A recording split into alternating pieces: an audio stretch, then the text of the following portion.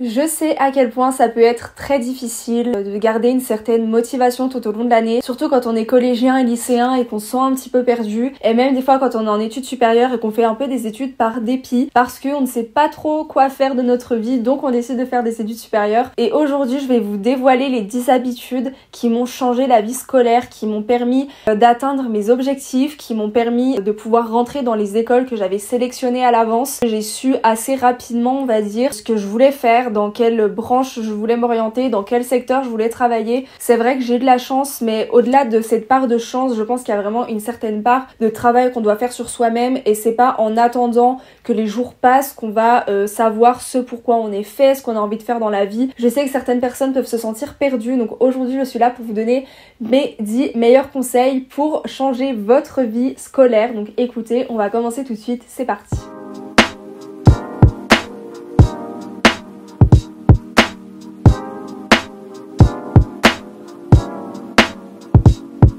Hello tout le monde, j'espère que vous allez bien. Aujourd'hui je suis vraiment trop contente de vous retrouver dans cette nouvelle vidéo. Il n'y a pas de parcours type, il n'y a pas de règles pour réussir dans la vie scolaire. Je pense vraiment qu'il y a des gens qui sont faits pour les études, qui sont faits pour l'école, qui aiment ce système très scolaire, et il y a des gens qui sont pas du tout faits pour ça. Il faut déjà prendre le problème à la base. Est-ce qu'on se sent bien à l'école ou est-ce qu'on ne se sent pas bien dans ce système? Il faut savoir pourquoi on se sent pas bien. Est-ce que c'est juste parce qu'on se sent perdu? Est-ce que vraiment on sent qu'on n'est pas à notre place à l'école et qu'on sait directement ce qu'on veut faire? Alors dans ce cas-là, il faut directement se réorienter et ne pas perdre son temps entre guillemets dans une filière assez généraliste. C'est vrai qu'aujourd'hui il y a énormément de parcours dès le lycée, et même avant, je sais pas trop, mais en tout cas dès le lycée, des parcours assez professionnalisants directement. Est-ce que vous vous sentez bien dans le système scolaire? Est-ce que vous vous sentez de faire des études, ou est-ce que vous vous sentez un peu moins bien? Je vous dis toujours de relativiser, de prendre du recul. C'est pas parce que vous allez commencer une année scolaire dans un certain secteur, c'est pas une décision on va dire fataliste où vous ne pouvez plus changer et ça y est c'est fini, vous êtes foutu, vous allez être obligé de rester dans ce secteur. Absolument pas. Aujourd'hui, et encore plus quand on est jeune, c'est le moment maintenant de faire des erreurs, de découvrir vers quel secteur on a envie de s'orienter, quel mode de travail. C'est maintenant qu'on a encore la possibilité d'être dans le système universitaire qu'il faut faire des erreurs, qu'il faut tester, faire nos expériences pour qu'une fois qu'on sera vraiment lancé dans la vie active, la vie professionnelle, la vraie, on saura directement où s'orienter et qu'on n'aura pas cette phase de remise en question. Donc on va commencer avec le premier point que j'aime bien faire une fois à chaque rentrée, on va dire, enfin avant chaque rentrée, donc on va dire dans la période juin, juillet, août, à la fin d'une année scolaire. C'est quelque chose que j'aime bien faire et que j'aime bien me rappeler régulièrement, et si je me sens un peu perdue, définir mes objectifs professionnels à plus ou moins long terme, donc à court terme, moyen terme et long terme. Quand j'étais au lycée, je me suis posé, le lycée c'est le moment où on vous demande, on vous met une pression énorme en vous disant il faut choisir ce que vous allez faire toute votre vie. Alors je vous rassure, quand on est au lycée, on a cette grosse période de remise en question, de stress, d'angoisse, parce que c'est le système qui nous dit qu'il faut s'orienter ce dans quoi on est les meilleurs à l'école. Si t'as des bonnes notes en français, en histoire géo, il faut t'orienter dans quelque chose d'assez littéraire, et si tu es plus fort en maths, il faut t'orienter dans des études un peu plus scientifiques. Je vous rassure, c'est faux. Peu importe le bac que vous avez, vous pouvez aller dans n'importe quelle école au niveau études supérieures. Après évidemment, si vous avez des grosses difficultés, des grosses lacunes en maths et que vous avez envie d'aller en médecine, c'est vraiment pas impossible, mais il faudra par contre faire une remise à niveau évidemment. Ce que j'ai fait du coup à la fin de mon lycée et même pendant toute mon année terminale, c'est de me dire où est-ce que je me vois là tout de suite maintenant, un peu faire un schéma, un dessin dans votre tête ou alors à l'écrit sur papier. Où est-ce que je me vois à la fin de mes études? Où est-ce que je me vois à 30 ans, on va dire, sans dire de faire un plan de vie énorme. Là, on parle vraiment juste de notre idéal professionnel et personnel dans les grandes lignes. On vous demande pas de faire votre plan de carrière à 18 ans. C'est pas du tout ce qu'on vous demande, parce que même j'ai 21 ans, je sais à peu près, mais je sais pas du tout où je serai dans 3 ans, même l'année prochaine. J'ai des petites pistes, j'ai des petites idées parce que je redéfinis souvent mes objectifs. Je saurais pas vous dire exactement ce que je vais faire juste l'année prochaine. Par contre, c'est le moment de vous poser la question. Je vous conseille de commencer à long terme, de définir vos objectifs à long terme avant de les faire à court terme, parce qu'en fait les objectifs à court terme, c'est toutes les petites étapes qui vont vous permettre d'atteindre votre objectif à long terme. Admettons, moi mon objectif à long terme à la fin de mon lycée, c'était de travailler dans tout ce qui est marketing marketing, création, communication. Vous voyez, c'est assez vague, c'est assez précis mais assez vague en même temps. Je veux dire, j'ai pas une idée de poste précis, de métier précis que je veux vraiment faire, mais vraiment axé soit sport, mode ou luxe. C'était vraiment les 3 secteurs dans lesquels je voulais absolument m'orienter. Mais tout ce qui est vraiment création, marketing, shooting photo, je me voyais préparer des défilés, je me voyais dans le milieu sportif, à faire de la communication, des choses comme ça. Donc ça, c'était vraiment à long terme. Quand je vous dis à long terme, c'est pas dans 40 ans, hein, c'est vraiment à long terme, on va dire dans 3, 4, 5 ans, ou en tout cas à la fin de mes études supérieures par exemple. À moyen terme, du coup, ce serait de faire mes études dans une école de commerce et de trouver un stage ou une alternance dans ces secteurs-là. Et du coup, à court terme, c'était de bosser à fond toute ma dernière année de terminale, d'avoir des bonnes notes pour pouvoir avoir les meilleures notes possibles, le meilleur dossier possible, apprendre un maximum de choses pour être sûr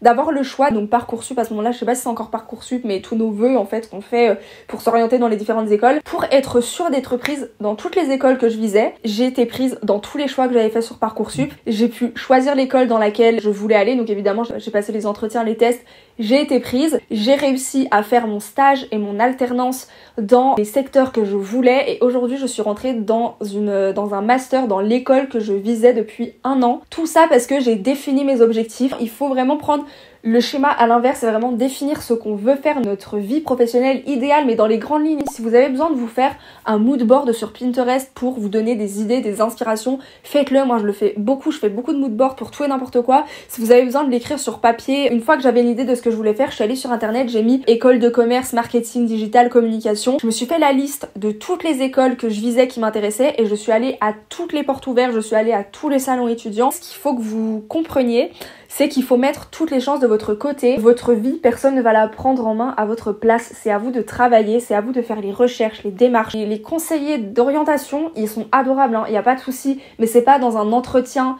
de 10 minutes juste avec un relevé de notes que la personne va savoir votre personnalité, vos objectifs de vie, vos ambitions, ce que vous aimez faire, ce que vous aimez pas faire. Elle va vous orienter si jamais vous êtes vraiment perdu et vous donner 2-3 pistes, mais elle va pas lire dans vos yeux. Donc c'est vraiment à vous de faire ce travail là. Donc voilà pour le premier conseil. Autre habitude qui m'a changé la vie scolaire, c'est de réviser mes cours très régulièrement. Et quand je vous dis très régulièrement, c'est chaque semaine.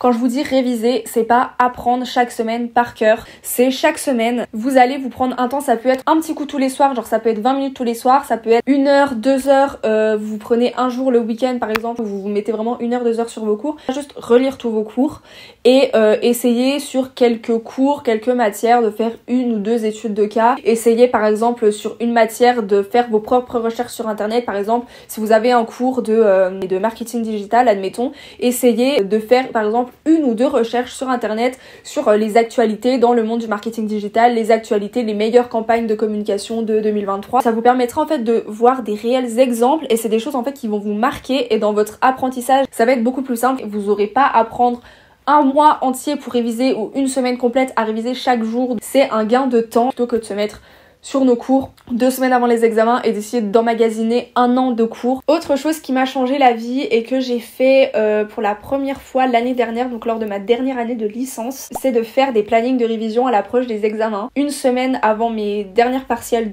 d'école de commerce, je suis allée sur Canva. Canva, c'est une application, un site génial de création. On peut tout faire sur Canva, vraiment c'est génial. Je me suis fait un planning par jour, par exemple de 10h à 11h je révise le chapitre 1 de la compta, de 11h à midi je fais les études de cas du chapitre 1 et ainsi de suite. Je faisais ça pour chaque matière. Après vous organisez un petit peu comme vous avez envie en fonction de ce que vous avez besoin plus ou moins de réviser. Moi je m'étais laissé par exemple le samedi après-midi, si jamais j'arrivais à 11h et que j'avais pas terminé de réviser le chapitre 1 de la compta, et ben je le laissais de côté, je respectais vraiment mon planning et le samedi je révisais tout ce que j'avais pas eu le temps de revoir. Autre habitude qui m'a changé la vie au niveau de mes études, c'est d'être organisée dans sa vie personnelle et scolaire par jour, par semaine et par mois. Donc moi je me suis acheté un petit planeur chez Action, je l'ai trouvé chez Action, il m'a coûté 3 €. Vous avez donc une vision à la semaine, un planning à la semaine, c'est ce qu'on appelle un semainier. Donc vous avez du lundi au dimanche, vous avez une autre partie, vous avez une vision au mois du coup, et vous avez une autre partie aussi to-do list. Ça me permet vraiment d'être organisée à 100% et de pouvoir me libérer du temps pour pouvoir réviser et savoir à quel moment j'ai un petit peu de temps du coup pour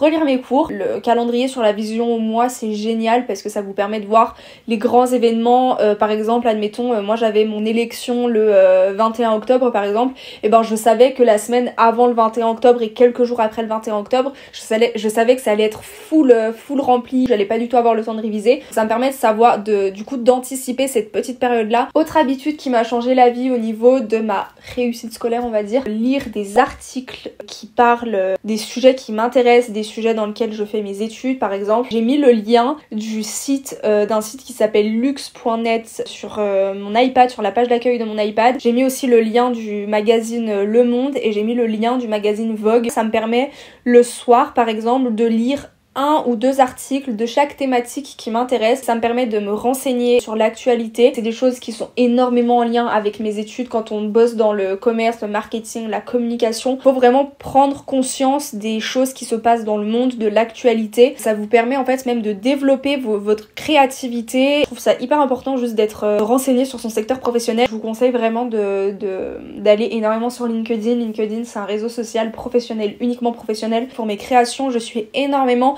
de graphistes qui sont dans le milieu du sport. Il y a des choses, je me dis mais pourquoi j'y ai pas pensé avant, ça me paraît évident. Et il y a énormément de personnes qui partagent beaucoup de choses sur leur secteur professionnel, qui donnent énormément de conseils. Autre habitude pareil qui m'a changé la vie, c'est d'écouter des podcasts. Alors autant personnellement que professionnellement. Personnellement, j'écoute énormément de podcasts de développement personnel, et sinon vous avez aussi des podcasts que vous pouvez écouter un peu plus axés professionnels. En ce moment, j'ai commencé il y a 2 jours à écouter le podcast de Justine Roy, c'est une entrepreneuse. Son podcast s'appelle Allo Girl Boss et j'adore parce qu'en fait elle nous partage plein de choses sur comment elle a commencé, ses objectifs, elle nous motive et je trouve ça génial. Si jamais vous avez un peu cette fibre entrepreneuriale, j'ai été tombée sur un podcast sur l'autre coup, j'ai pas du tout retenu le nom, qui parle des actualités du monde digital, qui donne des conseils sur l'influence, sur le marketing, la communication. Autre habitude, c'est de trouver un équilibre entre les sorties et les études, surtout si vous êtes au lycée en études supérieures.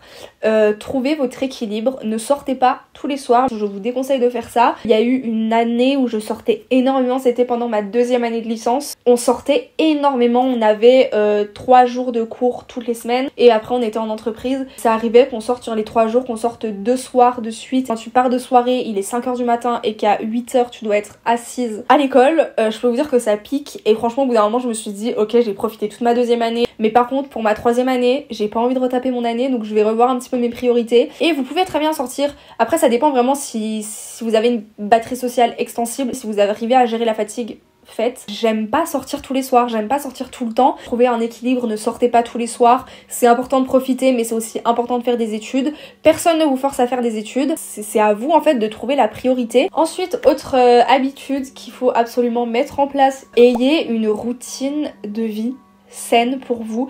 La routine de vie saine, c'est pas ce que vous voyez sur TikTok, sur Pinterest ou sur Instagram. Vous levez tôt, faire du journaling, être hyper sérieux, faire du sport, faire hyper attention à votre alimentation. Une routine saine, c'est trouver un équilibre, encore une fois. Une routine vraiment très saine, avoir une bonne alimentation, une bonne hygiène de vie, oui, alors ça c'est super important, mais il faut trouver une petite balance. On parle beaucoup du 80-20, 80% de votre temps, vous allez avoir votre routine skincare, votre routine sport, votre routine alimentation, votre routine au niveau de voilà, tel jour à telle heure vous allez bosser, et par contre 20%, vous allez juste lâcher prise, vous allez pas faire attention à ce que vous mangez, vous allez pas faire de sport, vous allez juste profiter, sortir, partir en voyage, aller au resto, faire un ciné, rentrer un peu plus tard, vous lever un peu plus tard parce que vous avez besoin de repos. C'est ça pour moi avoir une routine saine, c'est trouver un équilibre. Ensuite, avant-dernier conseil que je vous donne, c'est de vous faire un espace de travail dans lequel vous vous sentez bien. Et par exemple pour mon anniversaire, je me suis acheté, j'ai demandé à mes parents qu'ils m'offrent le fauteuil sur lequel je suis assise là. En fait c'est un fauteuil, je vous le mets en photo, c'est un fauteuil juste hyper confortable et je sentais que j'avais besoin d'avoir un autre fauteuil pour être efficace dans mon travail puisque je bossais sinon sur une vieille chaise en bois qui date de l'époque de mon grand-père. Créez-vous votre cocon de travail et surtout ne travaillez pas depuis votre lit parce que sinon quand vous allez retourner dans votre lit le soir, vous allez directement penser à votre travail, vos cours, vos révisions, nanana. Et dernière habitude que j'ai fait et que j'adore faire régulièrement, c'est de faire de la visualisation sur votre vie de rêve, vos objectifs pro, vos objectifs perso, vos objectifs au niveau de votre scolarité. Ça rejoint un petit peu le premier conseil que je vous ai donné de définir vos objectifs à court, moyen et long terme. Par exemple, avant de dormir, vous allez vous poser 10 minutes, fermer vos yeux et vous dire où est-ce que je me vois là dans un idéal, où est-ce que je me vois professionnellement.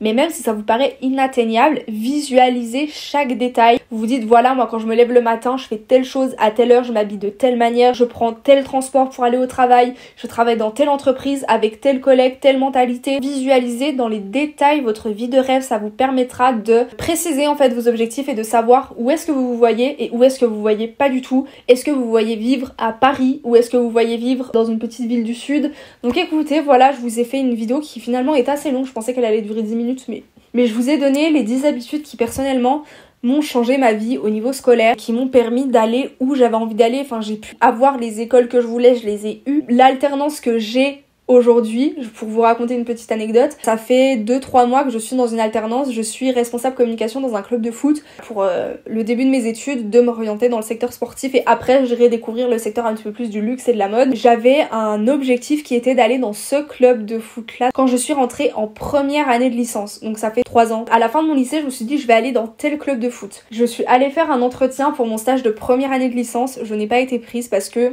j'avais pas d'expérience, parce que c'était vraiment une candidature spontanée en fait que j'ai faite. Ils voulaient pas forcément de quelqu'un à ce poste parce qu'ils avaient déjà quelqu'un. Du coup j'ai été prise dans un autre endroit parce que mon CV a tourné du coup sur LinkedIn ou sur Facebook, je sais plus. Du coup j'ai été prise dans un autre club de foot. J'ai fait mon stage de première année et mes 2 ans d'alternance en licence dans ce club de foot là de R1. Et je me suis dit pour mon master je ne veux pas rester dans le même club de foot, j'ai besoin de voir autre chose, je voulais rester dans le secteur du sport. Qui est-ce qui m'a appelée? En sachant que j'avais énormément partagé tout ce que je créais sur LinkedIn, j'en parlais énormément à beaucoup de personnes, j'ai changé beaucoup aussi avec les autres chargés de communication des autres clubs de foot, etc. Donc bref, je me suis fait un petit réseau. Qui est-ce qui m'a appelé pour faire mon alternance de master? Le club de foot dans lequel j'avais postulé il y a 3 ans. Je n'avais pas repostulé pour ce club, c'est eux qui m'ont appelé directement. Ils ont trouvé mes publications sur LinkedIn, ils sont allés voir ce que je faisais sur le compte Instagram de ce club de foot là. En fait, c'est la structure que je visais à la base il y a 3 ans. Ça fait 3 mois que je suis là-bas et j'adore ce que je fais. C'est juste pour vous dire qu'en fait, si vous vous donnez les moyens, si vous mettez en place toutes ces habitudes,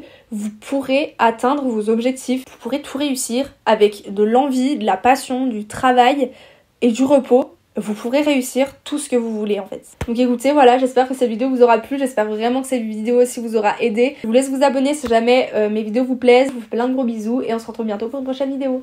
Bye.